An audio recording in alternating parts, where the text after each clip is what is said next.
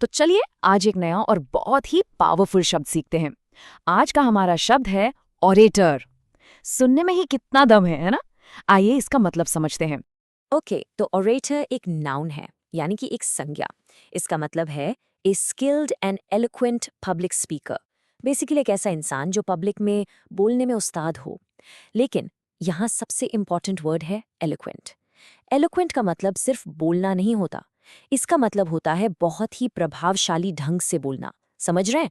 एक ओरेटर वो है जो अपनी बातों से लोगों को इंस्पायर कर दे, उन्हें जोड़ ले, उन्हें कुछ फील करा दे।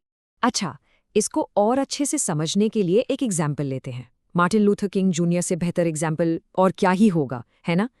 उनकी असली ताकत सिर्फ उनके आइडियाज में नहीं थी, बल्कि जिस तरह से वो उन्हें प्रेजेंट करते थे उसमें थी।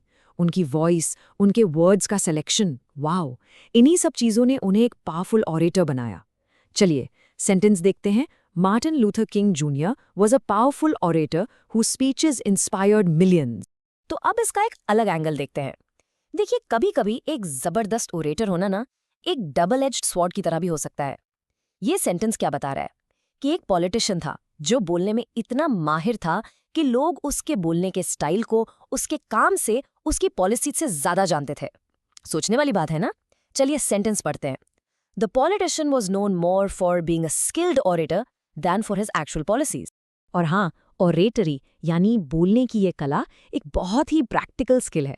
आप सोचिए, चाहे स्कूल का डिबेट कंपटीशन हो या ऑफिस की कोई इंपॉर्टेंट मीटिंग, एक कन्विंसिंग ऑरेटर होना मतलब आपकी जीत लगभग पक्की है। क्योंकि यहाँ बात सिर्फ सही पॉइंट्स बोलने की नहीं होती, बल्कि उन्हें ऐसे बोलने की होती है कि सामने वाला आपकी बात मान जाए। चलिए इस सेंटेंस को देखते हैं। To win the debate competition she had to be a convincing orator and present her arguments clearly. Wow! अब ये कोड देखें। एक अरब कहावत है और कितनी खूबसूरत बात कही है। A great orator is one who can make you see with your ears. मतलब एक महान वक्ता वो है जो आपको अपने कानों से देखने पर मजबूर कर दे। 1 मिनट इसके बारे में सोचिए। इसका मतलब ये है कि एक सच्चा ऑरेटर अपने शब्दों से, अपनी आवाज से आपके दिमाग में ऐसी साफ तस्वीरें बना देता है कि आपको आंखों की जरूरत ही नहीं पड़ती। वो आपको चीजें सिर्फ बताता नहीं, वो आपको महसूस करवाता है। ओके, तो अब आखिर में कुछ सिनोनिम्स और एंटोनिम्स देख लेते हैं।